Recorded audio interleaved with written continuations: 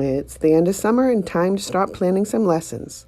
I always like to start this time of the year with learning about trees and leaves, a great life science and art project together. Go for a walk, pick some different leaves. Look for all different kinds and different shapes. If it was the fall and the leaves had fallen, I would pick them off the ground, but right now I'm just trying to look for leaves that have some good veins underneath that stick out. So check the leaves, make sure they do. That's for the art project. I'll pick this one. It's already a little dead.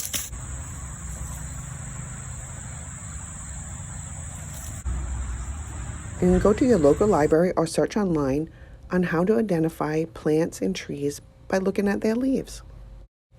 For the art project, I'm going to use some old pastels I have. But you can look around, see if you have crayons, pencil, charcoal, some old markers. Those will all work too. For the leaf rubbing, we're going to have to place the leaf down with the vein side up. Once you get your leaf in position, put a piece of paper over it. And then whatever you're using, I'm using these chalky pastels, you start to rub back and forth gently. The chalky pastels, you can smush it with your fingers. I like to do that. But you can use crayons or marker, and you just lightly go back and forth, and then the veins will start to show up. They'll make an impression on the paper. Use the sides of the marker or the crayon or the pencil, whatever you're going to use. I'm going to try a different color and add some color to it. There's no right or wrong with this, especially with children. It's all about the process. We don't care what the end product looks like. It's all about just learning. And we're getting to see what the leaf looks like by doing the art project. I'm going to use markers on this one. Let's try markers. I have highlighters. Yeah, you just do the same thing, nice and light. I'm finding that older markers that are a little dried out work a little bit better.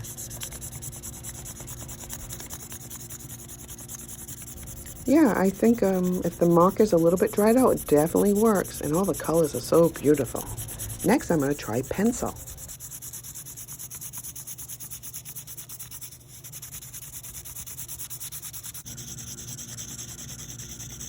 Well, I think the pencil looks wonderful. The soft graphite really picks up all the detail.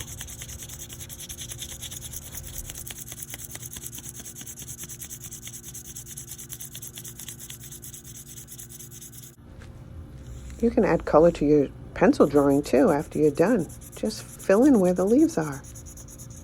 You can outline them. You can, do it gently, or you can really get to the detail of it and follow every little nook and cranny and then color it in, or maybe just show where all the veins are in the leaf. This will be up to, the student to decide what they want to do. The older students will do a lot more.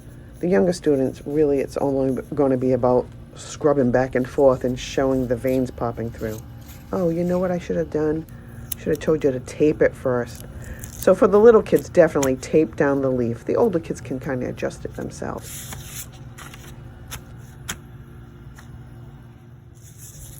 Another fun addition to this project is once you've done the rubbing part, you can take the leaf and cover it and then trace it. Do an outlining of the leaf. I'm going to do it in pencil, then cover it with marker.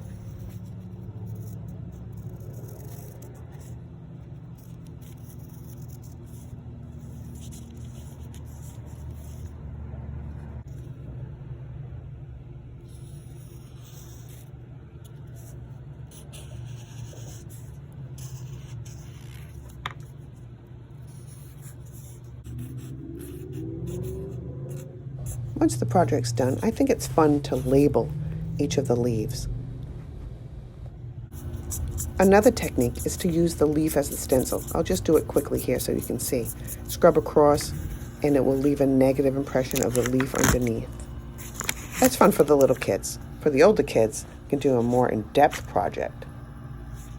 For the older kids, a bigger piece of paper and a bunch of leaves so they can learn about composition and design.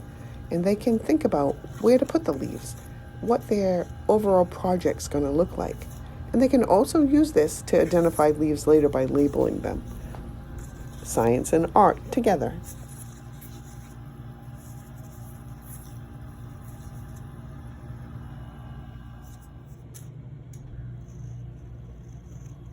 With a project like this, the older kids can choose the techniques that they want to use.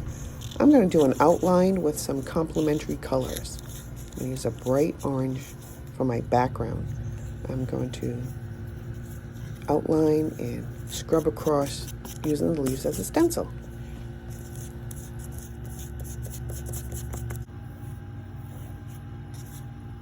During this project, the students can inspect the leaves, see what they really look like, draw in the veins and all the details, any way they want to.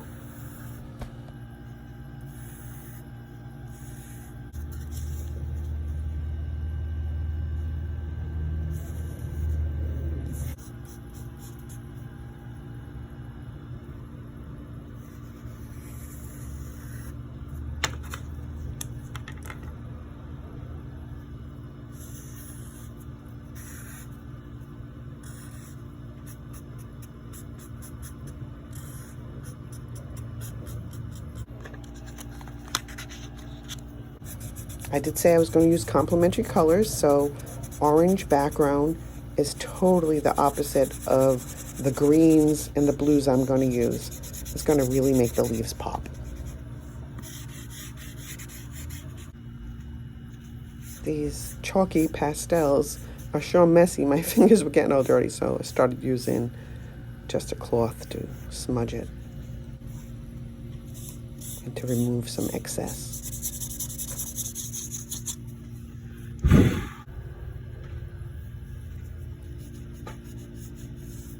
Take a look at your project, see what's going on, and then decide what more details you need. I thought the background needed to be a little brighter, so I'm going to add some more of the orange and highlight the leaves a little more that way. But take a look. Maybe you're going to use marker or some pencil or some dark charcoal to outline it. Whatever you decide, it's your artwork. Have fun. Now I'm doing a different layer. I'm using a lighter color for highlights. I'm really going to inspect the leaves again and see what details I'm missing. Like this one had a little points and a lot more veins. So I'm going to add them with this lighter color as a highlight.